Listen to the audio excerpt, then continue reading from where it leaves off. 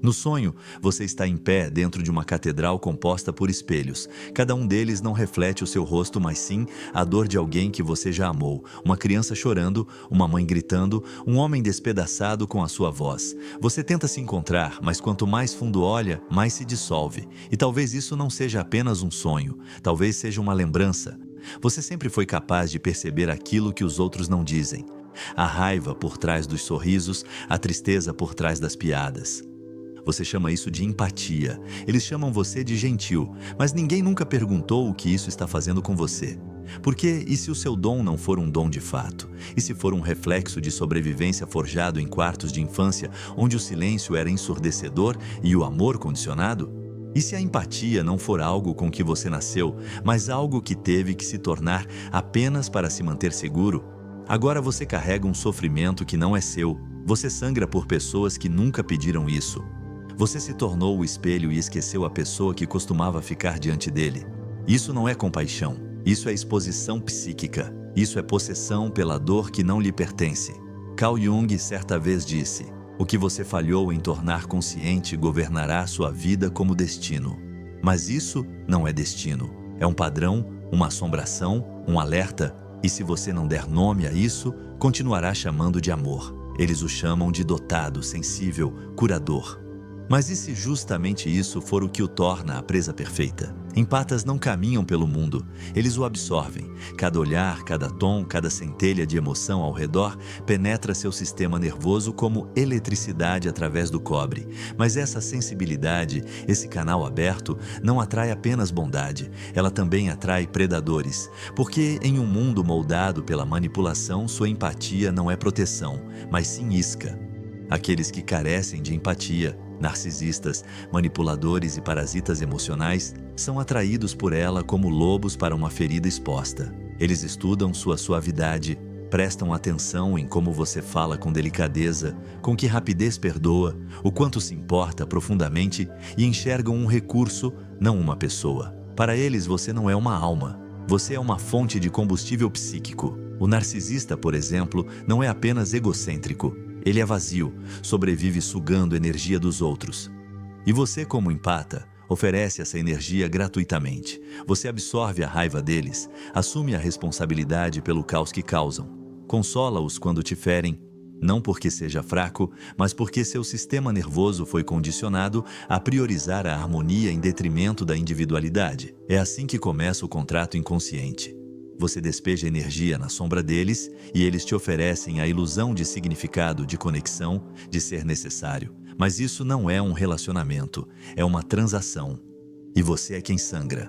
Carl Jung nos alertou: o inconsciente não se importa com justiça, ele apenas busca energia. E quando você não tem consciência dos seus próprios limites psíquicos, sua empatia se torna um convite para ser usado. Você se torna a bateria que alimenta a sobrevivência de outras pessoas. A raiva não resolvida delas vira sua ansiedade. A criança interior delas vira seu projeto. A culpa delas torna-se sua identidade. E, quando você percebe, já construiu todo o seu eu em torno do dano alheio. Este é o paradoxo do empata. Você atrai exatamente as feridas que ainda carrega. Chama isso de conexão, mas é uma reencenação porque, inconscientemente, parte de você acredita: se eu puder curá-los, talvez desta vez alguém finalmente escolha me curar. Mas não escolherão, porque não querem ser curados, querem ser alimentados. E você, se inconsciente, torna-se a refeição. Vivemos em uma cultura que romantiza a sensibilidade.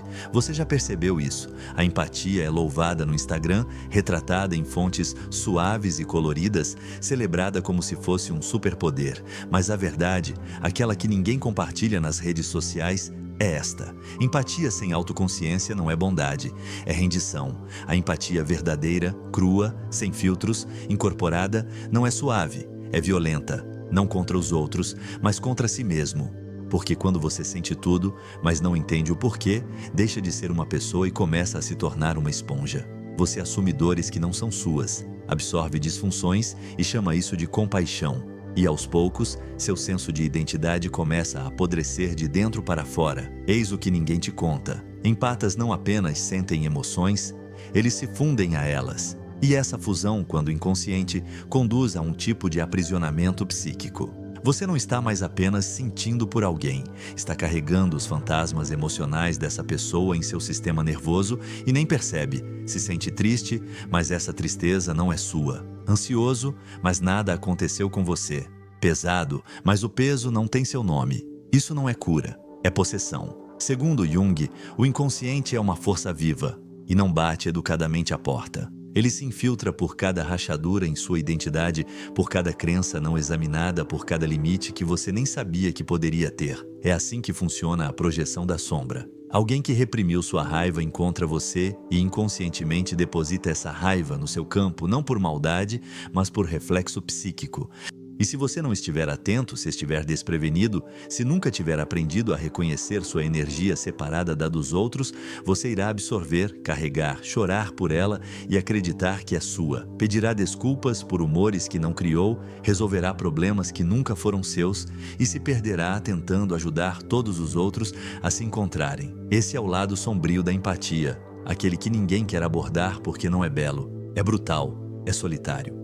E deixa você com uma pergunta aterrorizante. Quem sou eu quando ninguém precisa ser salvo? Carl Jung não falava dos empatas como falamos hoje. Ele falava da permeabilidade psíquica de indivíduos que não eram apenas emocionalmente sensíveis, mas amplamente abertos ao inconsciente coletivo, muitas vezes sem saber. Ele nos advertiu que o inconsciente não é só individual, é arquetípico e busca expressão.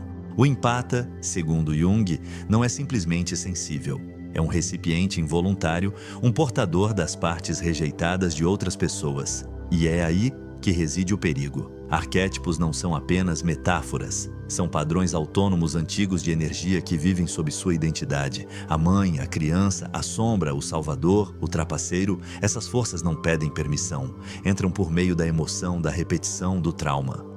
E quando alguém renega sua própria energia arquetípica, reprime sua raiva, medo, culpa ou tristeza, isso não desaparece. Vaza para as pessoas ao redor, busca um recipiente.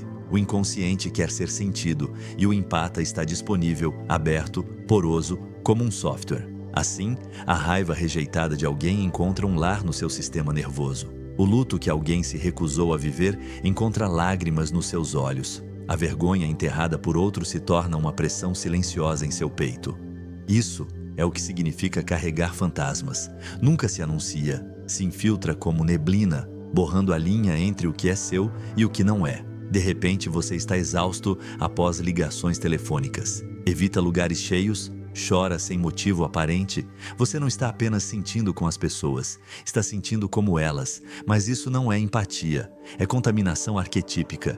E isso tem consequências. Uma paciente minha, uma artista profundamente sensível, certa vez compartilhou um sonho. Ela caminhava por um museu feito de pedra. Lá dentro, esculturas das pessoas que amou, sua mãe, seu parceiro, seus amigos, estavam imóveis, cada uma com uma pequena placa. Não toque, propriedade dos mortos. Mas ela as tocou mesmo assim, e cada uma começou a sangrar. Ao acordar, chorava não de medo, mas de reconhecimento, tornara-se uma necromante psíquica, constantemente mergulhando na dor alheia, tentando trazê-los de volta à vida. Mas ao fazer isso, perdeu a si mesma. Muitos empatas carregam mais que dor pessoal. Carregam feridas ancestrais, fardos emocionais passados como herança. A bisneta de uma curandeira da aldeia pode se sentir assombrada em ambientes lotados. O filho de um sobrevivente de guerra pode sentir culpa por estar em paz, mesmo sem nunca ter ouvido as histórias. Eles sentem isso e confundem com seu próprio sofrimento. Esse é o preço da empatia sem limites. Você não apenas sente os outros. Você se torna um hospedeiro para os fantasmas que eles se recusam a enfrentar. E quanto mais tempo ficar inconsciente dessa troca, mais sua alma se tornará um depósito para dores que não são suas. Jung não nos disse para desligar nossa sensibilidade. Ele disse para torná-la consciente, para saber o que passa por nós e de onde vem. Porque até que você saiba quem fala por meio das suas emoções, nunca saberá quais sentimentos são realmente seus. Empatas não nascem frágeis. São moldados pela tempestade. Muito antes de serem chamados de dotados, eram crianças lutando para sobreviver em lares onde o silêncio era mais alto que as palavras, onde o amor era condicionado e a paz precisava ser conquistada. Não pelo discurso, mas pelo instinto, pela percepção profunda do ambiente. Imagine uma menina pequena que aprendeu a interpretar os passos do pai antes mesmo dele abrir a porta. O som das chaves indicava se aquela noite seria segura ou perigosa. E se o perigo estava no ar, ela encolhia sua energia, suavizava a voz e tentava tornar-se invisível. Essa sensibilidade não brotou de uma alma iluminada, mas do sistema nervoso que se adaptou como um soldado em território inimigo ou como um garoto que ouviu o choro da mãe por trás das portas fechadas. Ninguém explicou, ninguém ensinou, mas ele aprendeu que, se fizesse ela rir, o pranto cessava. Assim, ele virou o palhaço, a luz, o concerto, mas carregava sombras que não compreendia, não por escolha, mas porque ninguém mais o faria. Esses começos não são suaves, são forjados em zonas de guerra emocional. É ali, no intervalo entre o que a criança precisava e o que teve que se tornar para sobreviver, que nasce a empatia. Eles aprenderam a escanear o perigo lendo energias, a acalmar outros para se sentirem seguros, a sentir tudo como uma estratégia para evitar a dor. Depois, foram rotulados como dons. Uau, você é tão intuitivo, tão emocionalmente consciente, um curador natural, mas ninguém viu o custo disso. Ninguém viu o corpo pequeno que aprendeu a estremecer no silêncio, a criança que confundiu o trabalho emocional com amor. Trauma se veste com máscaras. A empatia vira uma palavra bonita para a hipervigilância. A intuição, um nome polido para uma estratégia de sobrevivência. A sensibilidade, uma identidade agarrada porque um dia salvou a vida. Mas se nunca questionar essa narrativa, você continuará desempenhando o mesmo papel em todo ambiente que entrar. O cuidador, o consolador, quem sente tudo para que ninguém mais precise. Isso não é empatia, é aprisionamento. Porque a verdade é que seu dom pode ter nascido de uma luz brilhante, mas foi moldado pelo medo. E até curar aquela parte que sobreviveu pela supersensibilidade, você vai confundir exaustão com propósito e autoanulação com amor. Começa devagar, quase imperceptível. Você oferece ajuda, dá tempo, escuta o caos dos outros, absorve sua tristeza, guarda espaço para suas tempestades, porque você é o curador, a pessoa a quem todos recorrem quando tudo desmorona. Mas o que ninguém te diz é que curadores também sangram. Poucos perguntam onde estão suas feridas. Você começa a esquecer o que o silêncio significa, o que a paz sente. Está sempre ligada, sempre processando, sempre segurando, sempre garantindo que os outros estejam bem. E nessa doação constante você começa a desaparecer, não de uma vez, mas aos poucos. Para de dizer o que realmente sente e deixa passar pequenas coisas. Se convence de que é só empatia, que ser bom é ficar quieta, mas o que está acontecendo é o desmanche da sua identidade. Não porque alguém exigiu, mas porque você aprendeu a se tornar pequena para caber na dor dos outros. Você se molda, vira quem eles precisam. Terapeuta, reguladora emocional, pacificadora, até que um dia, ao se olhar no espelho, não reconhece a pessoa que o encara. Tornou-se o farol dos outros, mas sua própria alma está perdida no mar. Esse é o custo oculto de ser o curador de todos. Você é sempre necessário, mas raramente visto. As pessoas valorizam o que você faz, mas quase nunca perguntam quem você é sem suas ações. E talvez você nem saiba, porque o papel vicia. Há conforto em ser essencial, em ser quem entende. Mas conforto não é conexão.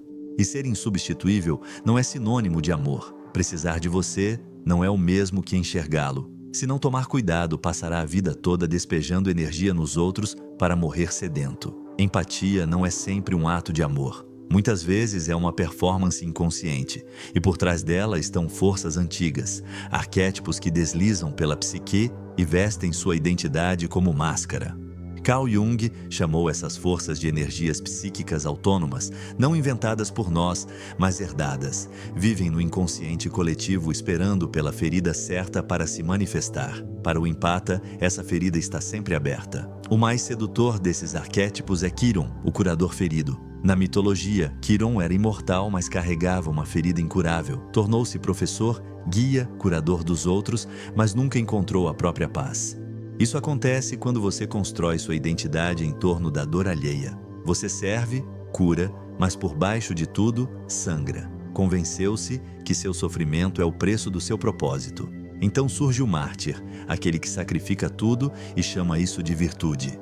cancela suas necessidades, abandona seus desejos, afoga-se nas emoções dos outros e sente-se moralmente superior por isso. Mas não é santidade, é autoanulação disfarçada de compaixão. Depois vem o Salvador, o empata viciado em consertar. Corre atrás de pessoas quebradas como se fossem peças de um quebra-cabeça, acreditando que seu amor as salvará. Quando se machuca, chama de lição. Fica, se esforça mais, porque lá no fundo confundiu ser escolhido com ser necessário. Por fim, o mais perigoso, o fantoche. O empata tão entrelaçado nas emoções dos outros que não age por vontade própria. Sente o que os outros sentem, quer o que os outros querem. Suas cordas são puxadas por humores, culpa e expectativas não ditas. Ele performa a empatia sem perceber que perdeu toda a soberania. Cada um desses arquétipos distorce a empatia. Ela deixa de ser um ato de presença e se torna um papel, uma máscara, um vício, porque quando seu valor depende da quantidade de dor que você suporta, você buscará a dor só para se sentir valioso. Isso não é compaixão, é aprisionamento pelo mito. E até nomear o arquétipo que opera em você, não poderá se reconquistar. Nem todo empata é vítima. Alguns controlam inconscientemente, porque quando não cura a parte de si que precisa ser necessária, sua empatia se torna outra coisa. Uma performance, uma estratégia, uma forma sutil de poder, você diz que ajuda, mas no fundo segura a coleira emocional. Dá conselhos que ninguém pediu.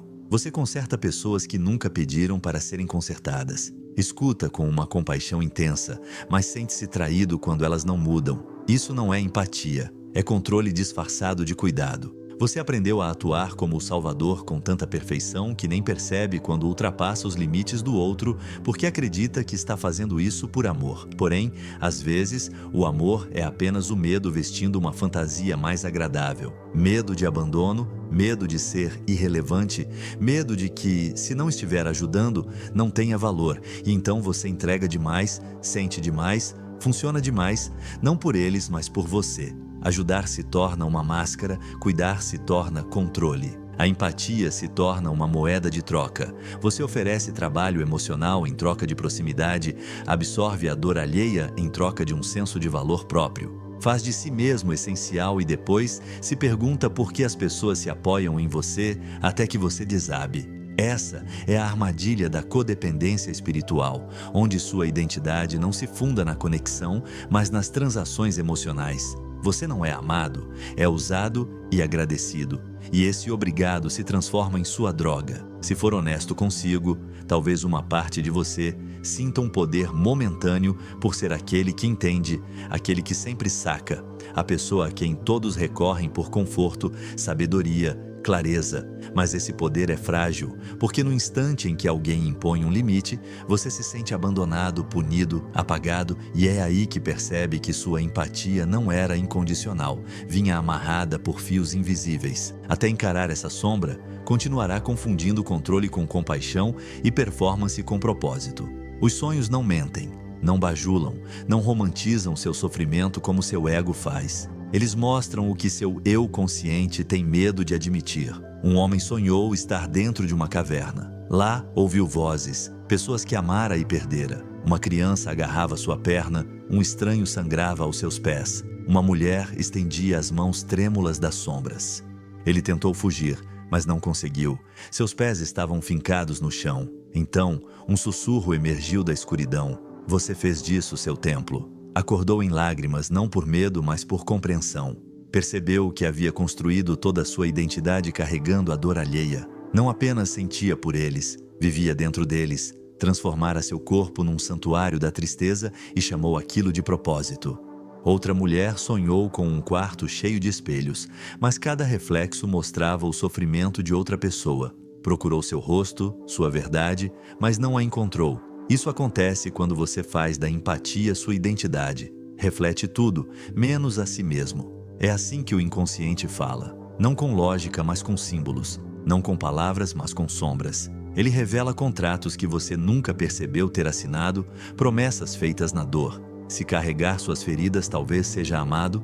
Se sangrar com eles, talvez não seja abandonado. Esses sonhos não são punições. São convites para enxergar sua empatia pelo que ela se tornou. Não um dom, mas um templo construído sobre o sofrimento. Todo empata chega a esse ponto, o momento em que o reflexo já não basta. Quando os espelhos se quebram, quando os sonhos soltam algo mais profundo, quando ser o curador não parece mais sagrado, mais pesado.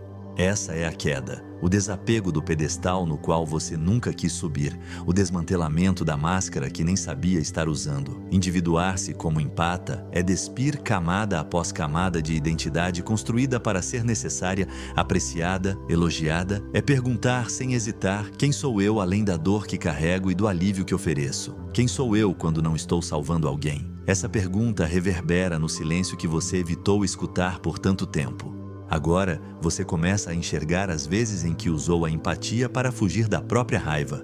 Aquela raiva que ficou soterrada, abafada pelo medo de perder a paz que nunca foi sua para proteger. Quantas vezes você suavizou sua voz para evitar confrontos que não eram seus? Quantas relações você agarrou não por amor, mas por utilidade? E por trás disso tudo, uma fúria antiga, profunda, sagrada, tão silenciosa que quase passa despercebida, a raiva de ter carregado todo mundo por tanto tempo, sem nunca ser perguntado quanto podia suportar. A raiva de ser escolhido apenas quando está quebrado. A raiva de ser esperado para absorver tudo, mas nunca para expressar nada.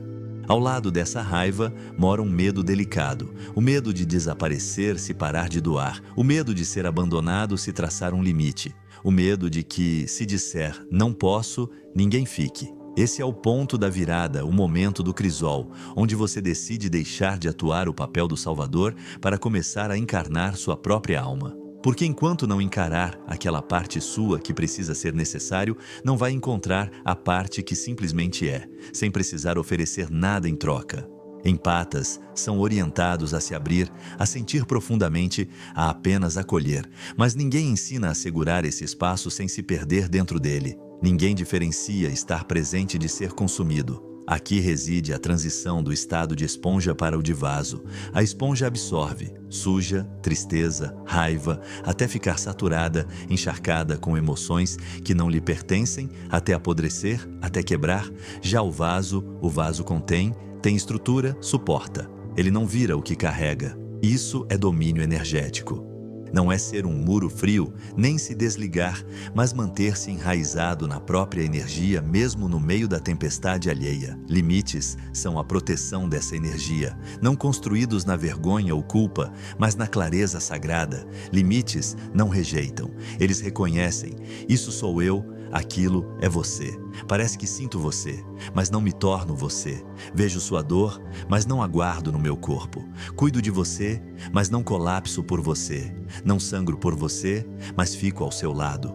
O paradoxo, quando você para de absorver as feridas de todos, você finalmente se torna seguro para estar por perto. Não por estar vazio, mas por estar ancorado. A verdadeira empatia não inunda o ambiente, ela o centra. Diz: não estou aqui para consertar você. Não estou aqui para carregar você. Estou aqui para ser tão profundamente eu mesmo que você se lembre de como ser você também. Esse é o trabalho, a evolução. Você não está aqui para ser a esponja que absorve a dor do mundo.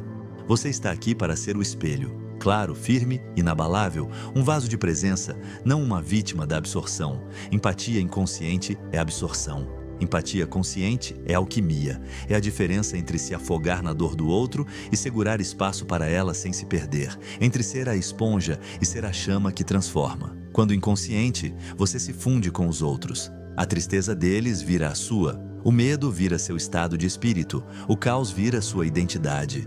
Quando a empatia se torna consciente, algo muda. Você não carrega mais a ferida, você a testemunha e, ao testemunhar, oferece algo muito mais poderoso que resgate. Reflexão. Você não absorve o sofrimento, você o ilumina, mostra a alguém um pedaço de si mesmo que nunca viu com clareza. Não consertando, não se sacrificando, mas estando tão centrado que permite que a dor surja sem engoli-la. A empatia deixa de ser sobrevivência para se tornar serviço. Não código dependente, não compulsiva, mas clara, intencional, fundamentada na compreensão de que você não está aqui para salvar ninguém, mas para ser o espelho que ajuda o outro a reconhecer seu próprio poder. Empatia torna-se cura, não quando você tira a dor, mas quando sua presença diz: é seguro sentir isso agora. Isso é alquimia, Não mágica nem martírio, é a capacidade de estar no fogo do outro sem perder sua forma, sentir sem se fundir, amar sem se perder, cuidar sem controlar. Isso é o que Jung quis dizer com individuação. A habilidade de permanecer inteiro em meio ao caos, não intacto, mas inalterado. A empatia consciente não é suave, é forte, sagrada, a transformação da dor sem jamais reivindicá-la como sua. O empata inconsciente vira mártir, absorve demais, se esgota, colapsa, não por fraqueza, mas porque fez da dor sua missão, sangra acreditando que seu sofrimento o torna digno. Confunde exaustão com empatia e chama sua autoanulação de amor. O empata desperto é outra coisa. Não carrega todas as feridas, não implora para ser necessário, não constrói intimidade no sacrifício. Torna-se o espelho, imóvel, claro, inabalável. Reflete a verdade, não o trauma. Não se perde na tristeza do outro, fica enraizado na presença e assim ajuda os outros a se lembrarem de quem são. Não consertando, não sangrando por eles, mas sendo tão profundamente ele mesmo que dá permissão para que eles façam o mesmo. O mártir desaparece no serviço. O espelho revela, e nessa revelação, algo sagrado acontece. A pessoa diante de você não vê apenas a própria dor, mas seu potencial. Esse é o salto do salvador para o refletor, do exagerado para o âncora, do boneco emocional para a presença consciente.